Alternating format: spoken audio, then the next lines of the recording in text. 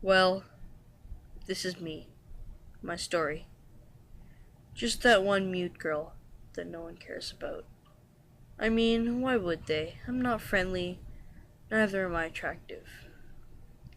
My little brother is just about the only thing I have left. Let's start from the beginning. Forest Manor Middle School. I was 12 years old, and even though I was mute, I still did well in class, at least I thought so. The problem was that my classmates hated school. I guess when you can speak, you have more priorities than schoolwork, a feeling I wouldn't know. All the kids decided to start a protest about how they were sick of having tests. At first I was confused, wondering why people would hate tests. How else are teachers supposed to test our knowledge? I decided to step up and voice my opinion. Tests are a part of life, I wrote on my notebook, which I used as my form of communication. All the students stared at me, every single one. "Nerd!" one boy decided to yell. Soon the others caught on and started chanting. Soon enough, my new nickname was Nerd. Not only can I not speak, but neither can I voice my opinion. The next year from then on was torture. I was introduced to the start of physical bullying. People would push and punch me every day after school. I would always have to sit in the back of class in fear of being hit with spitballs. Soon enough, it was time for my 14th birthday. I always look forward to birthdays, as I love getting presents, just like other kids. My birthday was on a Saturday, which meant no teasing for me, just a nice day at home. My family gathered around the fireplace, above which was the picture of my dead sister. "It's a beautiful thing. You're 14. To celebrate, I'm going to give you a brand new notebook," said my dad while handing me my brand new notebook with polka dots. My whole family grouped into an embrace. Most kids my age wouldn't be happy with something like a notebook, but my family wasn't exactly the richest of people. Besides, my dad is a pretty busy guy, so him just being at home was a change. It was Monday, a new week. Most people have at least something to look forward to on a Monday. I didn't. As soon as I walked through the front door, I could hear the faint outline of people yelling, "Nerd." But then again, it could have just been my imagination. I've been hearing it in my head all week. I walked through the hall. A boy came up to me. I think he was in my French class. "Hey, nerd, new toy?" He then took my notebook and ran outside with it. I tried to chase him, my heart pounding. I chased him across the schoolyard, wishing with all my heart that I could scream. He froze, his back pointing to me. I stood, stuck, waiting for his next move. He clutched my notebook as he threw it into the sewer. I sunk to the ground as he ran off. I walked over to the sewer as I peered inside and saw the remnants of what used to be my notebook. It was a cold Friday night. I walked into the washroom, crying about what had happened earlier that week. I still hadn't told my parents about it. I was afraid they'd be angry with me. While I was crying, I saw the antidepressant pills my mom ordered for me, just in case anything went wrong. The label read, "Do not overdose." I stared at it. Could this be my way out? I didn't see any purpose of living anymore. My hands slowly reached for the bottle, my eyes slowly closing shut when my mom walked in. "What do you think you're doing?" she yelled.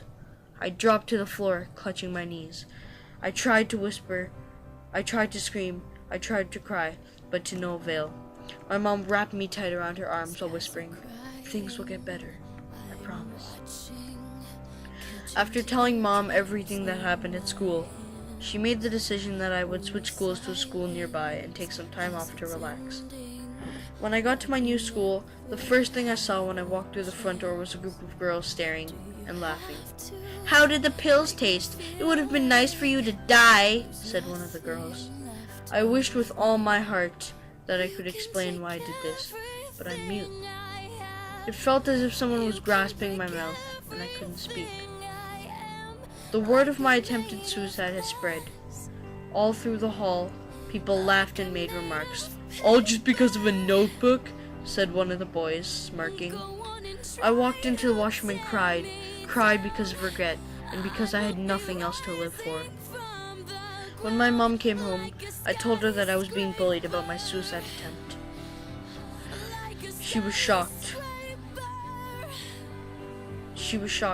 As the incident was supposed to be kept a secret. She wondered how kids at the school were aware. She decided to find out how word spread around of the incident, as she kept me from school another week. She questioned all the kids at school, going door to door trying to get information. Weeks had passed, and still no information on the gossip. I woke up one day, leaving my room and going downstairs. I saw my little brother on his laptop computer and sat beside him. He was scrolling on his Instabook feed. He then received a notification, a like on his status. He clicked it. The status read, OMG, my sis just tried to suicide. LOL, depressed much? I looked at him, shocked, and ran upstairs, tears streaming down my face. My brother followed, apologizing. I'm sorry! I was just trying to be funny! I didn't realize it would spread this much! He exclaimed, as I locked myself in my room. I was in there until 3 hours later, when my mom came home. My brother was still sitting on the couch, crying about what had happened. I ran downstairs, the noise of worn-out stairs underneath my feet, and into my mom's arms. What's going on? She asked. My brother slowly stood up. It was me. I posted that she almost committed suicide. I'm sorry. For a moment, it was so quiet that you could almost hear the silence. The silence was broken up by the sound of my mom yelling, Why would you do that? She screamed on the top of her lungs. She then raised her hand and slapped my brother on his cheek. My brother and I were shocked. We've never seen my mom this hostile.